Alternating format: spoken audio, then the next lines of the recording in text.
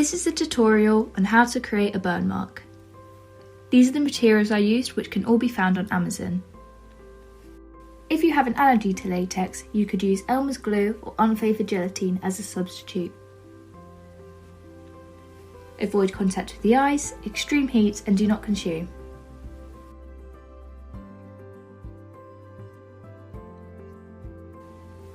First, start off with a clean area.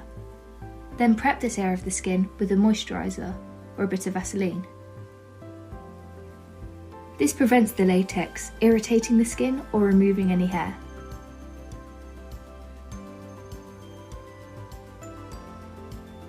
Then apply the liquid latex in the shape of the burn you are doing. It can be helpful if you have a reference photo for guidance. Start off with a thin layer. You can always build up how many layers of latex you do.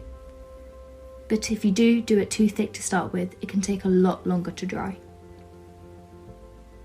Then use the clean corner of your sponge to blend out the edges to make the burn look more realistic.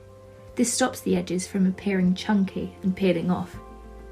This also causes the skin around the burn to tighten because the liquid latex shrinks up to 3% when it dries. This means it creates wrinkles and tightens the skin. Your skin tightens when you have a severe burn, so this again makes it look more believable. To create a blister, add a drop of latex using a cotton bud onto the area you want, then allow this to dry. It will start to go clear.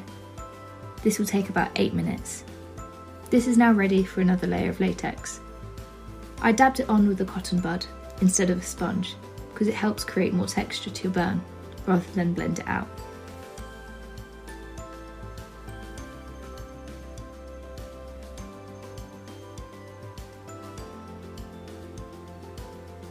After about another 8 minutes of drying, tap it with your finger to double check it's dry and make sure it's ready for the eyeshadow. If it's tacky, the eyeshadow won't blend well and it will look patchy.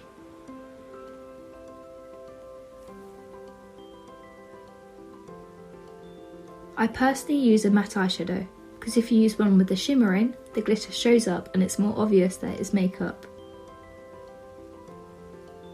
With the eyeshadow, start off very minimal and gently pat it on, otherwise it can look overdramatic and cartoon-like. It's better to just layer up the eyeshadow, as it's always easier to add than take away. If you do overdo it with the eyeshadow, you can always use a makeup wipe to remove the eyeshadow, and you can redo it later. If you do this, make sure you let the latex air dry plenty before you try to reapply the eyeshadow. Otherwise, the moisture from the makeup remover will make the eyeshadow not blend well. I first start off with a red eyeshadow to show inflammation and how sore it would be. I blend around the area of the burn as well as on top of the latex. This can be tricky because the latex picks up pigment easier than your skin does. I then use the brown to create depth and make it look like it's turning into a scab. I only go on top of the latex for this bit, as I want to focus where the burn actually is and define the shape.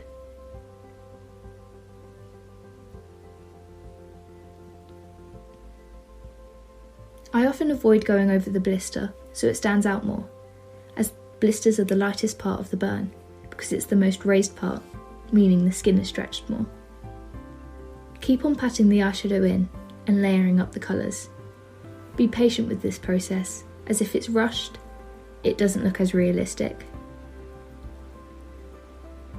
Just keep on alternating between both colours. This part is mainly just experimentation, and you improve the more you do this. So if it's not turning out the way you want it to, don't overwork it, just move on to taking pictures and maybe try attempting it again. No burn marks look the same, so you can't really go wrong.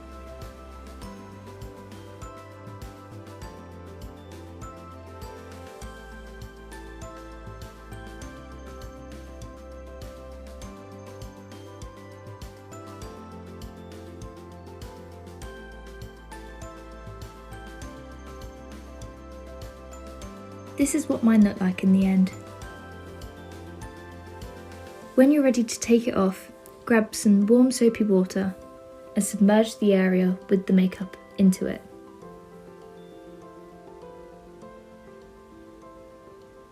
Leave it to soak for about 4 minutes. Then, when you're ready, gently start to rub the burn to loosen it from the surface. The Vaseline should have started to heat up and help lift off the latex. You can start to peel and pick the latex off, and just continue to do this until it's all off.